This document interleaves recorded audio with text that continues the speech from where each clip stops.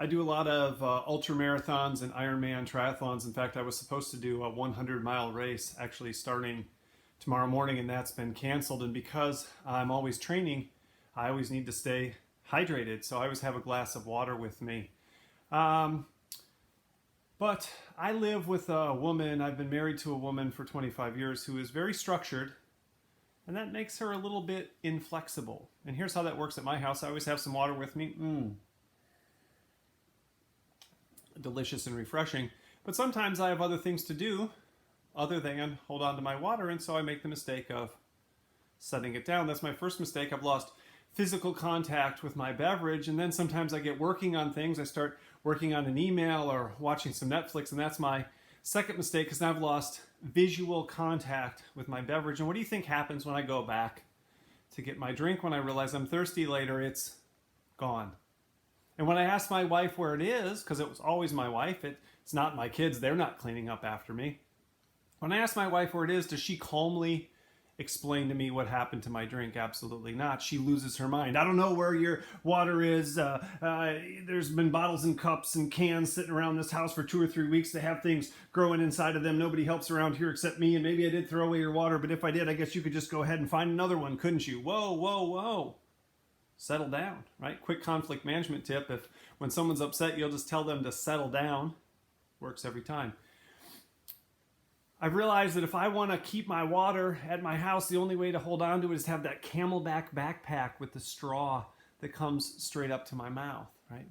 So why are my wife and I still married after 25 years if she's constantly stealing my water and making me upset? It's because of acceptance and appreciation. My wife is inflexible, but that's because she's so structured. There's a weakness, there's also a strength, there's a downside, there's also an upside.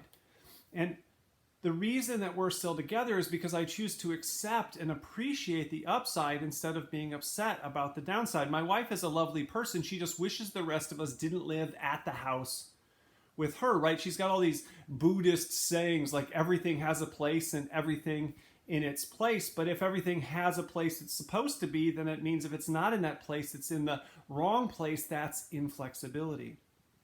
And so the way to maintain our relationship, and I bring this up because so many of us are living and now working at home with our spouses and our partners, and our kids are here as well, and that can strain relationships. And it strains relationships when we want people to do things our way instead of valuing the way they do things. Instead of seeing their way as the wrong way, we need to see it as a different way. And so I want to share just one simple thing that'll help you to improve your marriage or your partnership at home during this time of working from home.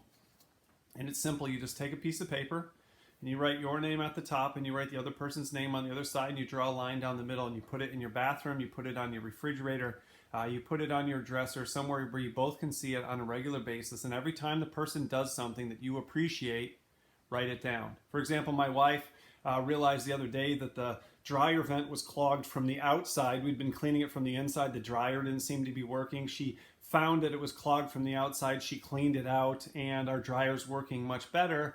Thank you, Stephanie. I appreciate that. Hey, you stood in line for 90 minutes at the grocery store in order to get food for us the other day when it was a madhouse, and I know that wasn't very fun. You were on customer service on the phone for hours trying to get that flight canceled for us. I really appreciate that. You can transform your marriage, you can transform your relationships by simply acknowledging and expressing appreciation for the other person instead of what we normally do naturally, which is to tell the person what bothers us about them, what we don't like about them, how we wish they would change. And it'll even change your perspective. Not only will it make them feel better, but it will remind you about all the things that you appreciate about that person, why you got married to them in the first place, why you chose to live with them in the first place, why you chose to spend your life with them in the first place. So that's my challenge for you while working from home and then living at home and not being able to leave home for almost any reason.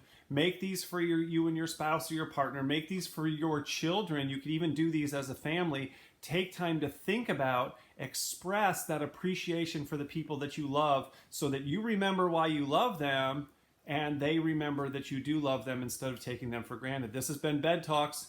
Record your bed talk, send it to me. We'll share it with everyone we know. Have a great day.